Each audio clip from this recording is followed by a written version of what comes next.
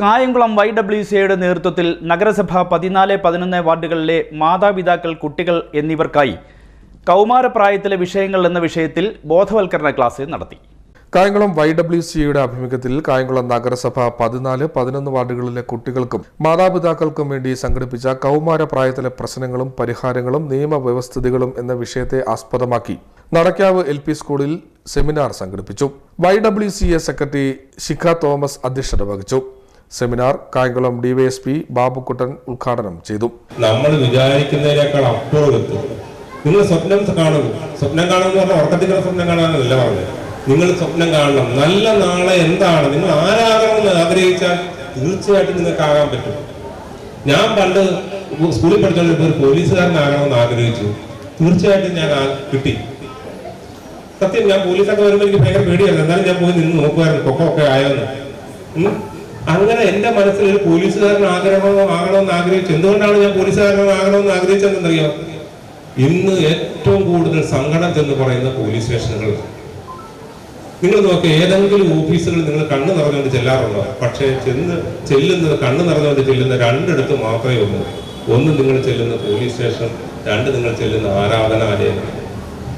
ദൈവത്തിന്റെ അടുക്കൽ മാത്രമാണ് നിങ്ങൾ കണ്ണു നിറഞ്ഞ് പറയുന്നത്, ഇല്ലേ? അതേപോലെ നിങ്ങളുടെ വിഷമങ്ങൾ പറയാൻ പറ്റുന്ന ഒരു സ്ഥലം എന്ന് പറയുന്ന പോലീസ് സ്റ്റേഷൻ. അവിടെ നിങ്ങൾക്ക് കരഞ്ഞു പറയാം. നിങ്ങളുടെ സങ്കടങ്ങളെല്ലാം അവിടെ പറയും. പരിഹാരങ്ങൾ ചിലപ്പോൾ കിട്ടും, ഇല്ലേ? എന്നാലും നിങ്ങളുടെ സങ്കടം ഒരാളോട് പറയാൻ പറ്റുന്നുവെങ്കിൽ അത് ഏറ്റവും വലുതല്ല. അതുകൊണ്ടാണ് നമ്മൾ പല ക്ഷേത്രങ്ങളിലുമൊക്കെ ബിംബങ്ങൾ ഉണ്ടാക്കി വെച്ചിട്ടുണ്ട്, ഇല്ലേ? നമ്മൾ വിഗ്രഹാരാധനയൊക്കെ മോശമാണെന്ന് പറയുന്നു. പക്ഷേ ഇത്രയും നേരം കേൾക്കാൻ വേറെ ആർക്കാ പറ്റുന്നത്? നിങ്ങളൊരു കൃഷ്ണന്റെ പ്രതിമയുണ്ട്, അല്ലെങ്കിൽ ഒരു ശിവന്റെ പ്രതിമയുണ്ട്. നിങ്ങൾ എത്ര നേരം നിന്ന് പറഞ്ഞാലും അയാൾ അതുപോലെ നിന്ന് കേൾക്കുന്നില്ലേ? നിങ്ങൾ എത്ര നിങ്ങളുടെ ദുഃഖങ്ങൾ പറഞ്ഞു, അവിടെ നിന്ന് കേൾക്കുന്നുണ്ട്. വേറെ ആരാണ് കേൾക്കുന്നത്?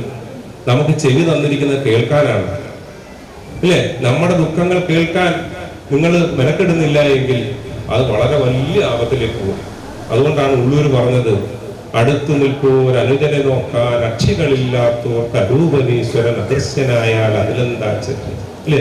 അടുത്ത് നിൽക്കുന്ന അനുജന്റെ കണ്ണുനീര് കാണാൻ കണ്ണില്ലാത്തവൻ രൂപമില്ലാത്ത ദൈവത്തെ കാണാൻ നിങ്ങൾ എത്ര ശ്രമിച്ചാലും കാണാൻ പറ്റത്തില്ല. വെൺമണി SA നിയാസ് ക്ലാസ് നയിച്ചു. മുകളിലോട്ട് 10-15 വയസ്സ് വരെയുള്ള എല്ലാ കുട്ടികളും ഇവിടെ ഉണ്ട്. അതിനേക്കാൾ കൂടുതൽ അവരുടെയൊക്കെ പേരൻസ് ഇരിപ്പുണ്ട്. ഈ പേരൻസിന് ആവശ്യമായ വിവരങ്ങളെല്ലാം ബഹുമാനപ്പെട്ട ഡെപ്യൂട്ടി സൂപ്രണ്ട് അവരുകൾ ക്ലാസ്സായിട്ട് പറഞ്ഞു തന്നിട്ടുണ്ട്. എങ്ങനെയാണ് മാതാപിതാക്കൾ എങ്ങനെയാവണം എന്നതിനെക്കുറിച്ച് വ്യക്തമായിട്ട് നിങ്ങളെ പേരൻസിന് സാർ നന്നായിട്ട് തന്നെ പറഞ്ഞു തന്നിട്ടുണ്ട്. എല്ലാ വിഷയങ്ങളെയും, കുടുംബപരമായ കാര്യങ്ങളാണ്, വ്യക്തിപരമായ കാര്യങ്ങളും, വ്യക്തി ജീവിതമാണെങ്കിലും അതെങ്ങനെയായിരിക്കണമെന്ന് DYSP സാറ് വളരെ മനോഹരമായിട്ട് കുറഞ്ഞ വാക്കുകളുടെയും കഥകളുടെയും പറഞ്ഞു തന്നിട്ടുണ്ട്.